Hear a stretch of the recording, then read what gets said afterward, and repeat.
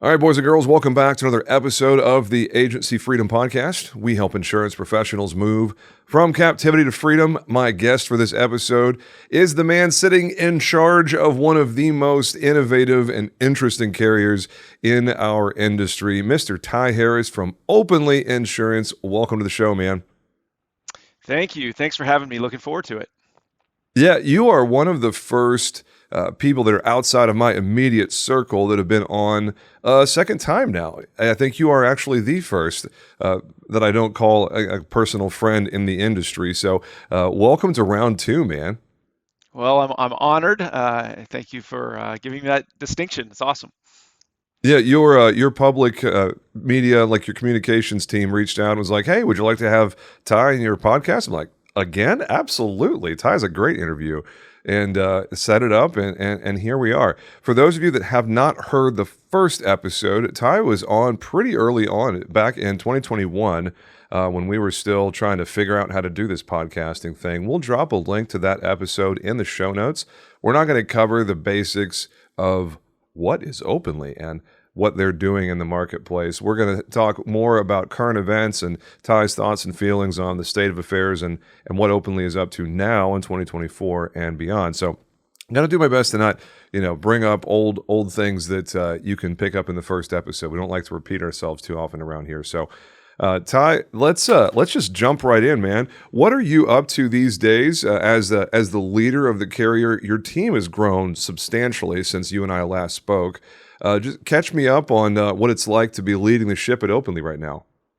Yeah, absolutely. Yeah, and as people will recall, we are a somewhat upmarket, tech-enabled home insurance provider. And when we last talked in 2021, it was very early days for us. We had launched, just over a year before that. It was really slow going at first. We were just in one or two states. It took us 20 days to sell a policy. Really, just a few employees. I remember when COVID hit the world, we had maybe 12 or 15 employees. We're now we've grown way beyond that. So now we have about 350 people at the company. We are a fully remote company. We have, in part driven by our massive growth during the kind of full-on COVID era, and partly by what we think just works for our model for recruiting. So we have employees in almost all the states at this point. We operate as a company now in 21 states. So we grew fairly linearly and rapidly to 21 states. We haven't launched new states for the last year. I'll talk about what we've been up to instead. We will be getting back to launching some new states over the coming year, which we're excited about. But really, yeah, we've just seen massive expansion in our 21 states. We have, I want to say, about 7,000 independent agencies that we work with, about 30,000 independent agents at those agencies that work through our platform. We've seen good growth of the business. Where we wrote something in the low 300 millions of premium in 2023, and we'll see that continue to grow into 2024. Yeah, and it's a lot of the business focus for us and for the whole industry, I think over the last 18 months has been really heavily around catching up with what we see as the increased cost structure within the industry.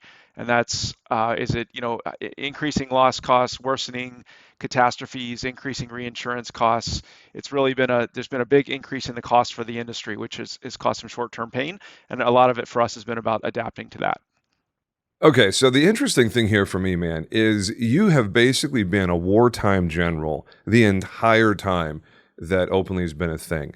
You guys are barely a year old when all of this comes back around. You're barely a year old when COVID comes around, is what I meant to say. All of the global pandemic things of figuring out how to crawl, walk, and run as what amounts to a baby carrier. You're in your infancy still. You don't have decades to draw from, like just about all of your peer group in the carrier world. How do you guys tell the Openly story when in the 4 or so years that you guys have been around, we have COVID for most of it, and then a historically hard market where you have to take unprecedented actions with underwriting guidelines, with limiting or excluding coverage in ways that the market's not used to seeing. How do you tell the openly story in such perilous times as this? Yeah, it's a great observation. I sometimes wonder if maybe every startup life is like that. I tell you, I used to have some brown hairs left when I left my corporate job back in 2017, and that's not the case anymore. And it's funny, even the part you picked up at COVID, but from our perspective, I quit my corporate job in early mid 2017, and it took a couple 2.5 years before we even got to market with Openly.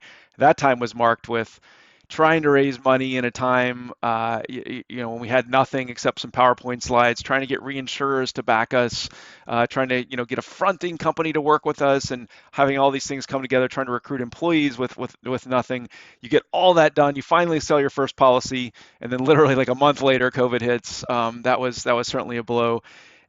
We, I that the terror of that. I mean, we didn't know from a business and financial perspective. I'll just limit it to that. We really didn't know in the early days, how is this like the next 10-year Great Depression or what? And we were still so dependent on VC capital at that point that we couldn't have even 6 months of a really really bad economy could kill us at that point. We were so fledgling.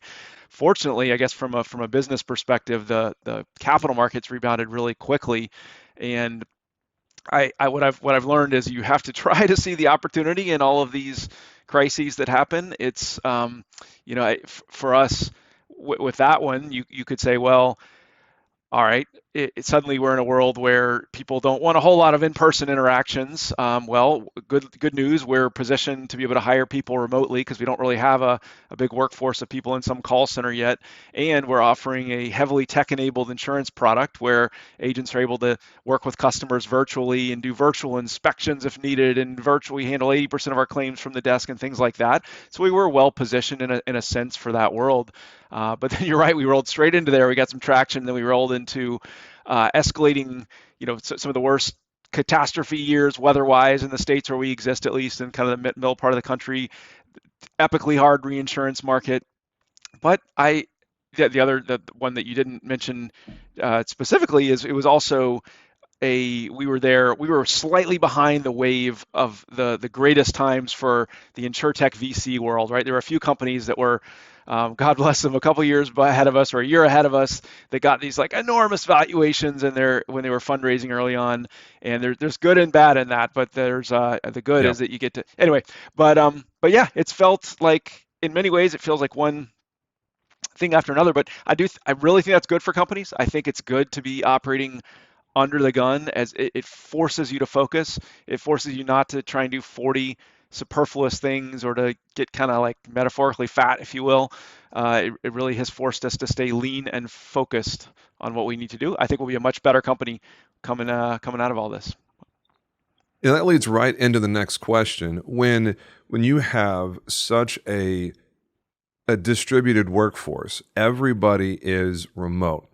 Everybody goes to the office, quote unquote, in an executive suite or somewhere in their house. What is it like for you as the chief executive, as the leader, as the keeper of the culture, if you will? How do you address such challenges and keep your head in the right place and keep your attitude in the right place? Because everybody's looking to Ty for the example of, hey, this is really hard. How are we going to do this? Like, what's the path forward? Because the soldiers are looking to the general for encouragement, and not just an attaboy. They don't necessarily need you to pat them on the back and tell them they're good at their job, but they definitely need to feel like you have a good idea of where the ship is headed. Walk me through that from one leader to another. And most of the people listening to this podcast are leading a team of some sort. I'd love to hear your take on leadership during such difficult times. Yeah, and it is hard because what you have to do, in my opinion or experience, is you're going to have those moments when you can't sleep. You just something bad happens. We've had 12 moments in the history of the company at least where it's like, oh my God, it's over. It's existential. How Yep. could we recover from this? You have to once you've had like five of those, you realize that okay, it's going to pass. I just got to let it wash over me right now. And what you don't want to do is reach out to a bunch of people while you, as the leader, are having your moment of panic. You gotta let yourself sit with it a little bit. Yeah, you gotta weather that this few sleepless nights, and then people, I don't think you want to paint a rosy picture for people, but at the same time, you do need to be in the constructive, let's fix this mood, not the panicking mood when you talk with your team. Having said that, we so one, you have to find ways to get together in person, at least with your key team. So even though we're not working every day from the same place, I travel a fair bit, up to most of our folks are in the Northeast from my most senior team. So we'll either go there or we'll have some reason why we're traveling together anyway on a reinsurance trip or this or that trip. So I do end up spending a lot of in-person time. And you have to set aside intentional time where you just say, we're going to take a day, even though we don't are we sure we need it? Yes, you need it. You need to go spend a day, sit in a room somewhere, and you actually get more.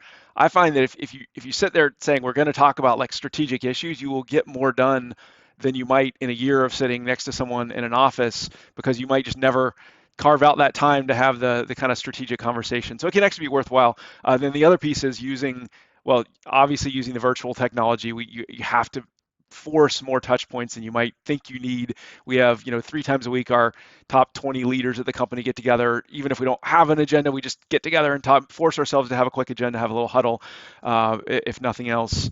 And then being very explicit about the culture of the company even beyond the initial or the highest level leadership team. I think having kind of stated values, and having even things that seem kind of gimmicky. So we'll say when we recognize people in a Slack channel or in some electronic channel internally, we'll always tag the recognition with the company value that it recognized. So, this is an example of curiosity, which is of our top 5 values. And so that kind of inculcates it or gets it into people's minds. So you got to work on it, but it's more possible than I thought. I would, if you'd asked me when I was at my corporate job, can you run a company kind of fully virtually and have a great culture? I would have said no, but we've really made it work.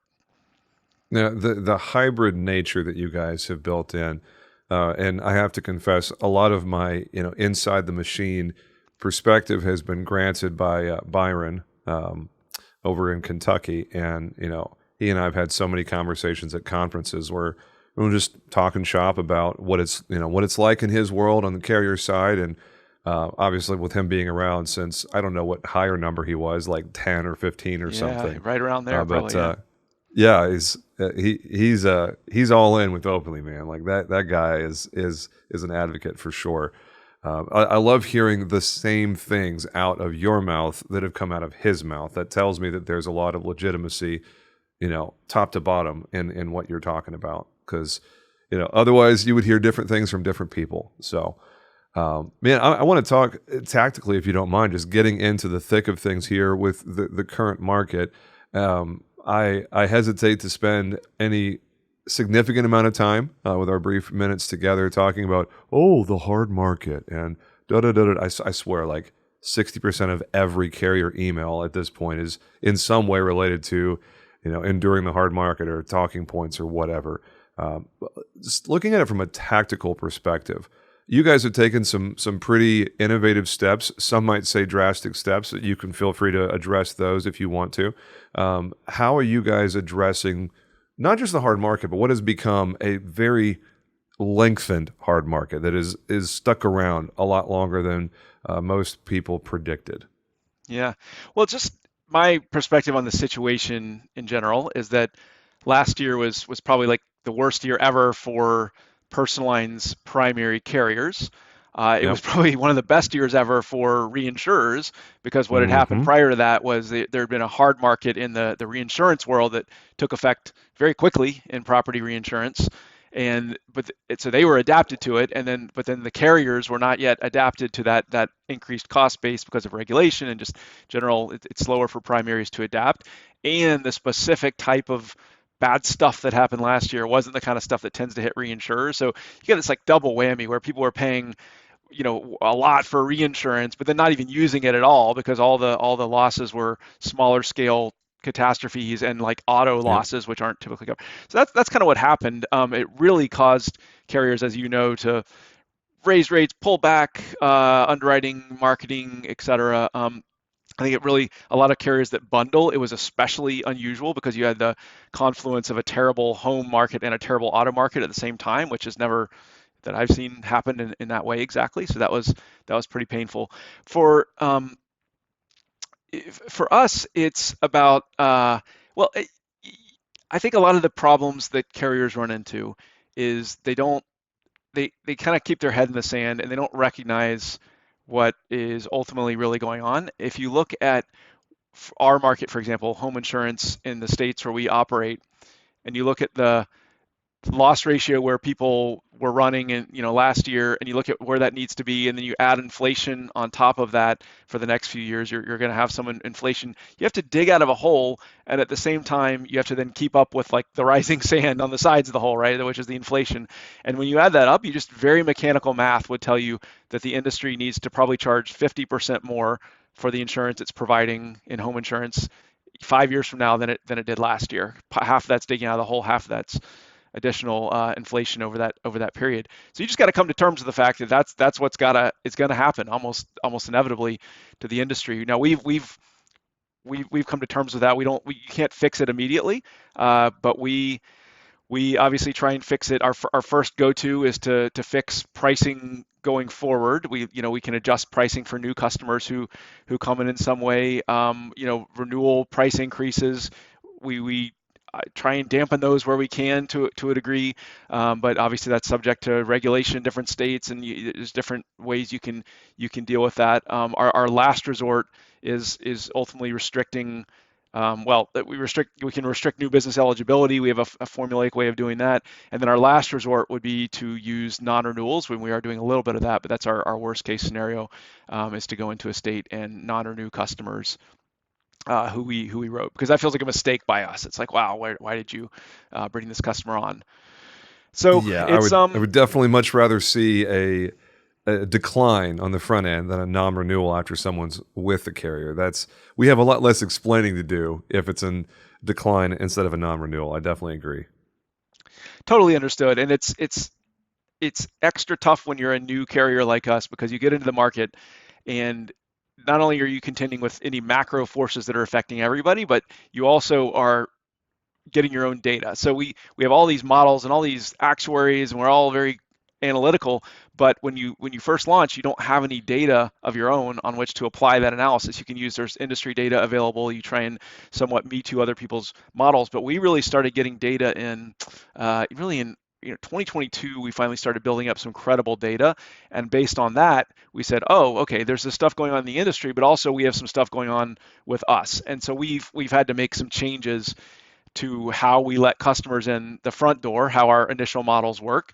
And then the question is always, well, to what extent do you go back and people who wouldn't meet the criteria today, do and we really try and be limited to the extent we do that. We because I totally get, my wife used to run an independent agency. My co-founder of the business ran an independent agency, and I know that the biggest pain, and not pain is probably not a serious enough term for it, but it's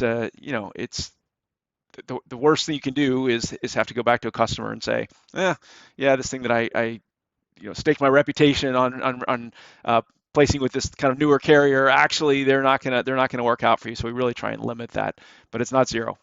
Sometimes we have to make that move. Yeah, the from the perspective of the retail agent, I 100% agree with everything you just said there, man. The number of people in the insurance buying public that know anything at all about how this stuff works.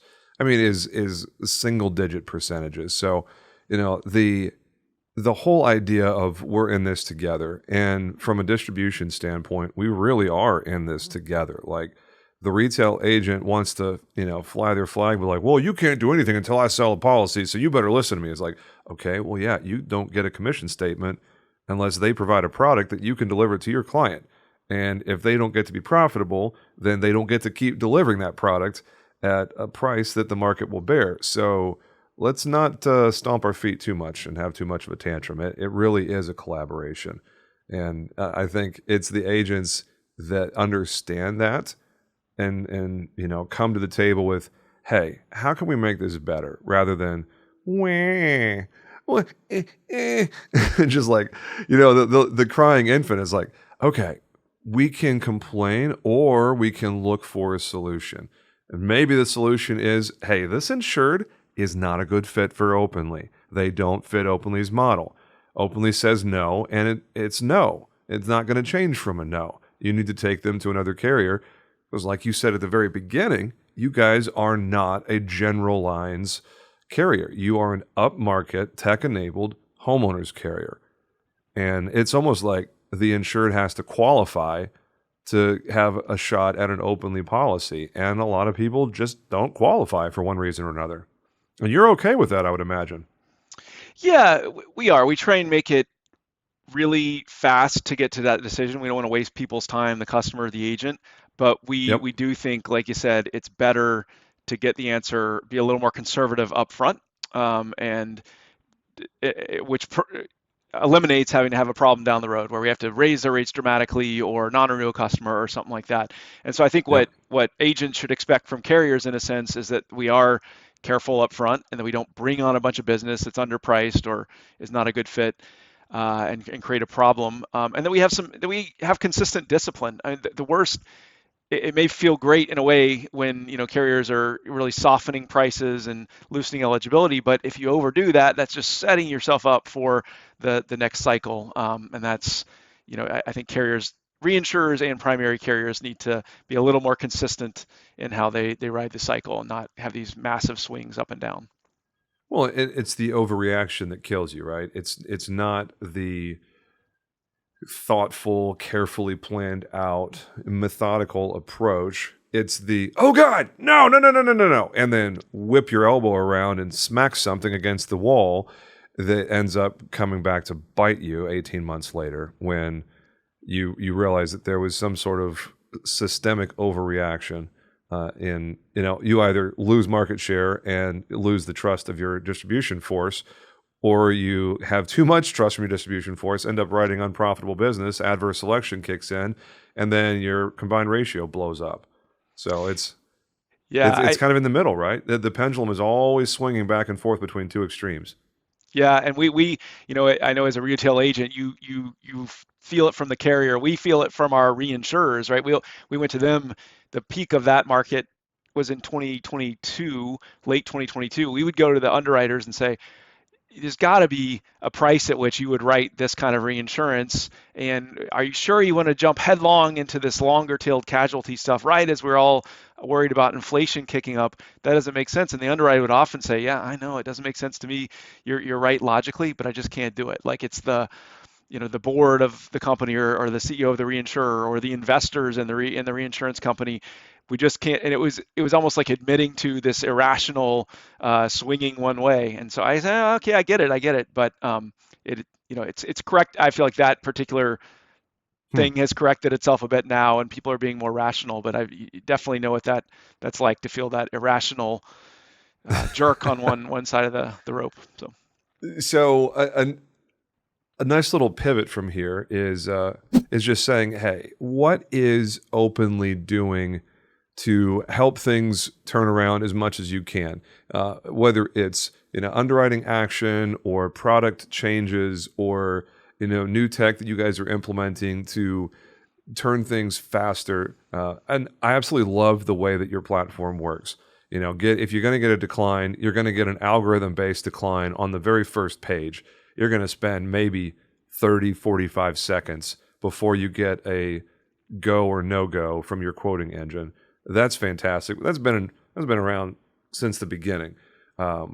Anything you want to share on those lines? Those areas of what you guys are doing here in 2024 and beyond to keep moving the needle in the right direction. Yeah, I think one of our blind spots earlier on, while we had this great algorithmic pricing and, declination and such, we were not as careful as we should have been in the early days around building up hotspots of concentration. So if we find that we have a lot of houses in one particular area, there are two red flags that could raise. One is it obviously creates a concentration of exposure for us where, as a smaller company, we don't want to be overly susceptible to like one tornado goes through an area that drives up our reinsurance costs. It causes volatility. It might create future non-renewals. It also can be a negative sign just on, hey, is there something we're missing that the rest of the market is seeing in this area, right? So we have gotten much better about being able to identify in a particular,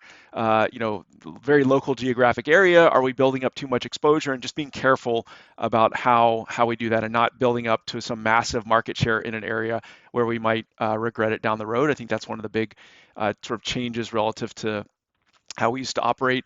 We have tightened up on the front end in general. We say no more often than we used to. We probably it's significantly more often we're just going to say no to a quote right now. We're just being very careful to keep this balanced portfolio. We're trying to get our pricing as right as we can, as quickly as we can, and we actually feel pretty good in most markets right now. We obviously have to work with the regulators and get it done. We feel pretty good about where we are. And yeah, we've been lighter on our use of coverage changes. We have put some pieces into market. I think it's gonna be interesting how the industry uses coverage changes. I feel like there are some elements of coverage that don't really, in the end of the day, make a big difference in your loss costs, and I feel like people sometimes use those, restrict those, just to say they're doing something. But if you run the numbers on it, you say, well, this doesn't actually move the needle all that much. There are a few things that do, mostly things that have to do with roofs, right? And hail damage. That seems to be the biggest variable people have to work with right now. So certainly, I think we and everyone else are looking at that state by state at how you cover that stuff. But we mostly use the eligibility and the pricing so far. I love it, and it's very interesting to see how things have evolved over the years. Is when we first started with Openly, we were still doing owner-occupied homeowners. We've since sold our personal lines book of business, but we still do everything in the investor space. And at the beginning, we got quotes back from we're domiciled in Texas, but you guys don't write here yet. Probably won't for another couple of years, I would imagine, from what I hear from Byron and Leon.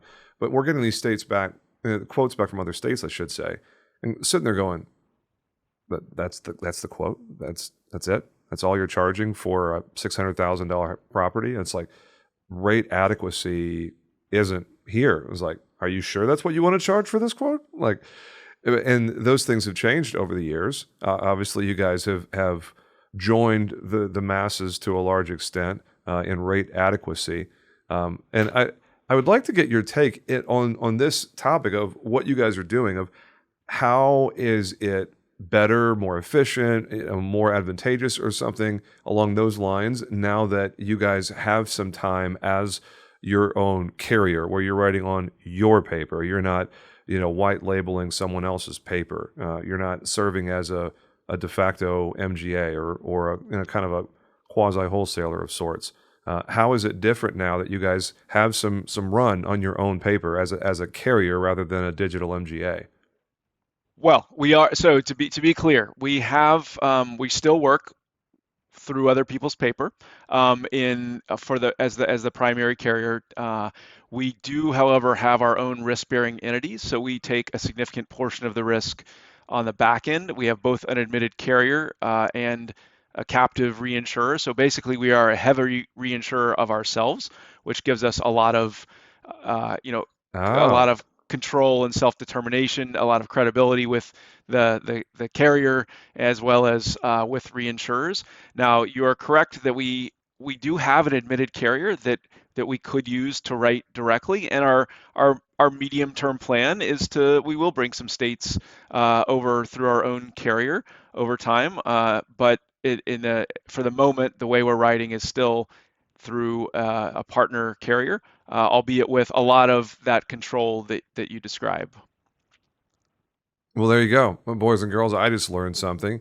So thank you for having a little bit of patience with your podcast host, not knowing all of the nuances of the structure there. No, Yeah, no, that's really cool to. we have to have these special charts in all of our board decks just to keep reminding ourselves and our investors how it all works too. So it's a certainly not the simplest stack.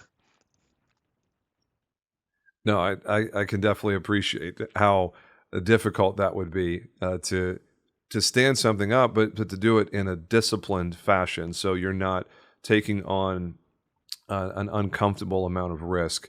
Because I mean, you want to talk about a baby carrier, like it's it's still, in swaddling clothes. It might still be in the bassinet at the hospital, that carrier. So you're going to want to protect that as much as you can as you guys are starting to, move in that direction. Man, so this has been a fantastic conversation. It's really good to get your perspective on things. Thankfully, it's not just another typical how to endure the hard market thing, but learning about what Openly is doing to be proactive about making sure that the hard market is the impact is diminished for retail agents and our policyholders, and also to expedite the end of this particular market cycle as fast as possible. As we wrap up here, as we land the plane, what's the message you want to send to our audience from your perspective as the leader of Openly? What sort of encouragement do you have for the troops? Yeah, thanks. I'll just say I know this market has not been. It's not fun for customers. It's not fun for the agents who work with us. It's not fun for us to navigate through this market.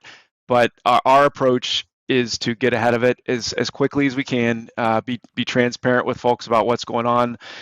Do what we can in terms of keeping everyone in the loop informed about what's happening. And I'll just say we really appreciate all the customers and agents who have stood by us through this process and who are with us here. We're going to get back to rapid growth and winning together as we get through this. So thanks to everyone out there. From my perspective, Openly is as well positioned as anybody can be to ride this thing out and to keep moving forward and looking for those quotes with 5 little hearts on them. That's always nice. We love those too. We love those too. No, that's fantastic. Ty Harris, CEO of Openly Insurance. Really appreciate your time today. And that's it for this episode, boys and girls. Make it a great day. Drop us a line if you have any thoughts, questions, concerns. We'll definitely pass them on to Ty and the team at Openly. And that's all for now. Talk soon. Take care.